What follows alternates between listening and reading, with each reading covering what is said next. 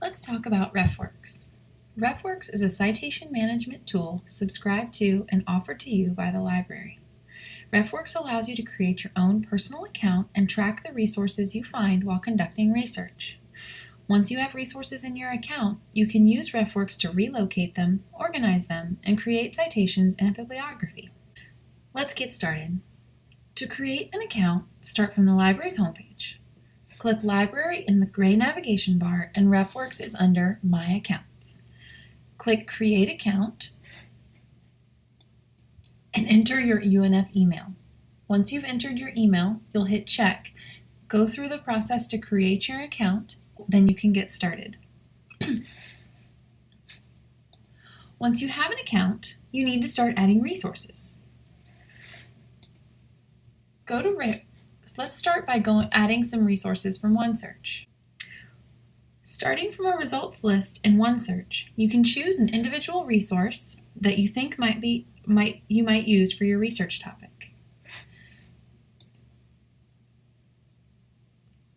Click Export from the list of tools on the right-hand side, and notice that the default is for direct export to RefWorks. Click Save, and it will give you an option to choose which version of RefWorks you'd like to export to. At UNF, we are using the new RefWorks, so click the blue one on the right-hand side.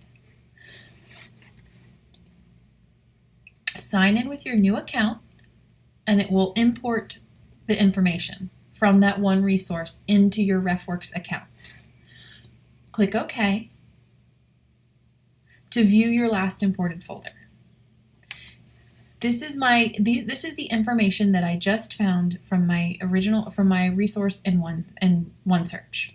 So if I click on the title, I can find everything that was brought in from OneSearch to RefWorks. This is my title. I have a link back to the resource using Full Text Finder. I have my authors. It did bring in an abstract. It brought in tags that are the subject headings from the database, my date, volume, issue, and then some page numbers and a few other things of information. If it brought everything in correctly, I can go on. If I go back to my result list in OneSearch, I might want to bring in a couple of different articles at once. So if I want to, I have the option of adding some articles to a folder. If I go to my folder view, I can either get over here or here to my folder to see all of the things that I have included, including one that I already had in here in my folder. I can select all three of these resources and do the same thing. Click Export. Notice that it says Direct Export to RefWorks, and click Save. Click the blue RefWorks and wait while it saves the 3 documents into my library. Click OK to view them. Now that we have some references, we want to make sure that the information in these references are correct. So we can click again on the title, and we can look through and see if everything is correct. It's a good idea to keep the list, your resources open, so you can refer back to the information in case everything is correct and make sure everything is correct. If you ever do see something you might want to correct, click on the title and click on the pencil to edit your resource. When I edit my resource, I can see everything that was brought in, and I can see if there's something that's missing. One of the key things, there are several things that you might want to double check, one of which is the authors. If you notice here on the authors, the contact information or the email address was brought in for each of my 3 authors, but you don't normally need that when creating a citation. So you can click on the author's name and delete that, plus you also see that there are Roman numerals. next to the names. Sometimes that's brought in for citation for affiliation information when reading the article, but we don't want to include that in our citations. If I click on each one of these three authors, I delete their contact information and I delete that numeral.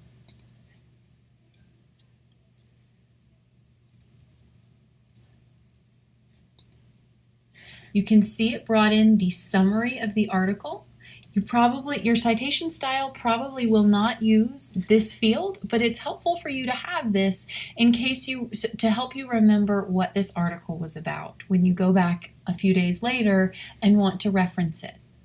The tags are coming from OneSearch, and they are the subject headings that were included, and they can be helpful for you. You can add more if you'd like, or you can just leave them as a way to describe and help familiarize yourself with what this article was about. Double check the publication date, volume, issue. If a DOI is included for the article, you want to make sure that's included in your reference.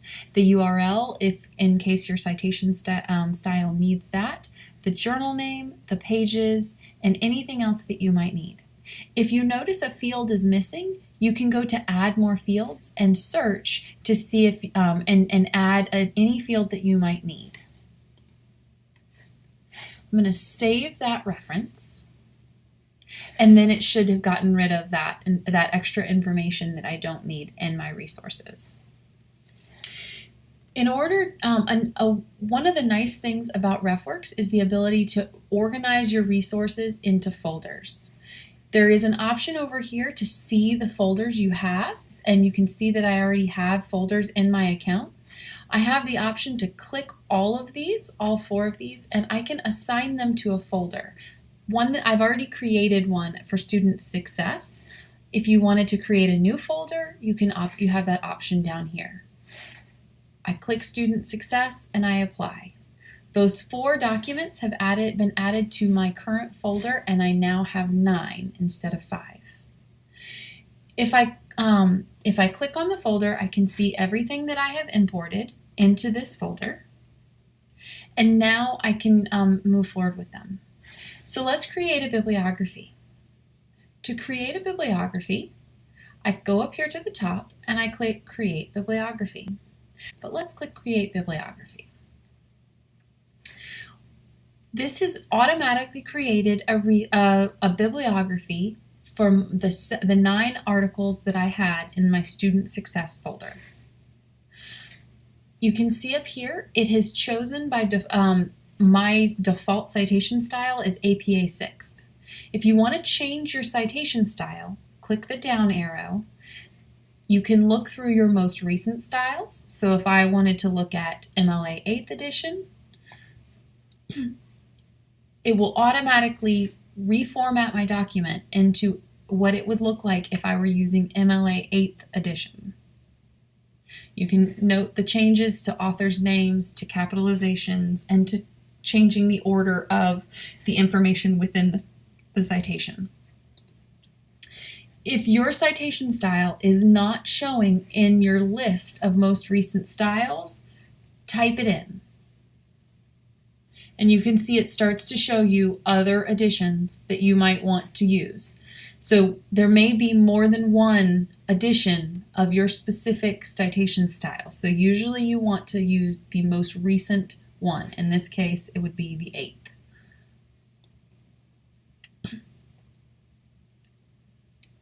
And again, it totally changed my style.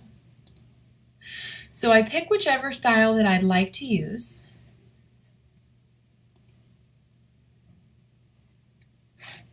And then I can copy it to clipboard. If I want, I can now open Word and paste my references. RefWorks is not guaranteed to be correct, so pay attention to authors' names, to capitalization, and to making sure that all of the elements of your citations are included. If something is missing because it didn't come from OneSearch, you are still responsible for adding that to the citation. Also notice that sometimes your articles names or your authors names will come in all caps. If we get the article in all caps, you need to change it yourself. And then I could save it and have my bibliography. In addition to creating a bibliography in RefWorks, I have additional tools.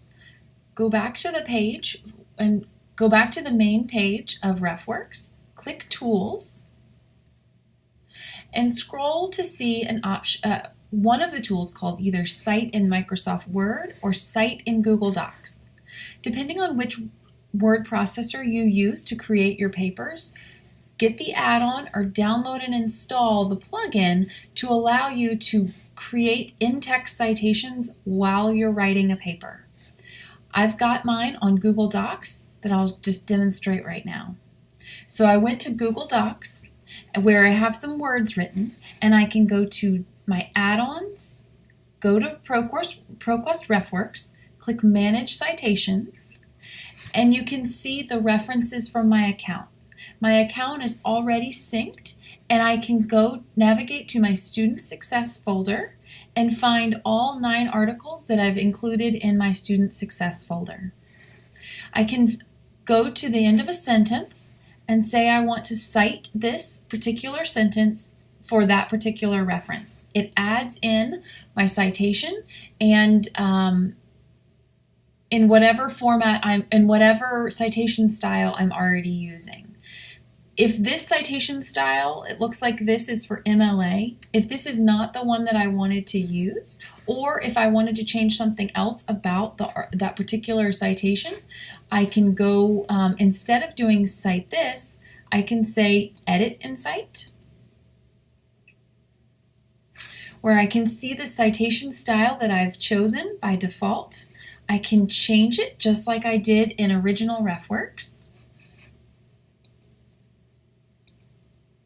Go to APA, I get a preview, I can click Update, and then I can see what the in-text citation would look like with this particular citation style. You have the option to suppress the author if necessary, if you've already mentioned the author's name in the sentence, or you have the option to suppress the year if you don't need that for that particular resource. Go ahead and hit Insert.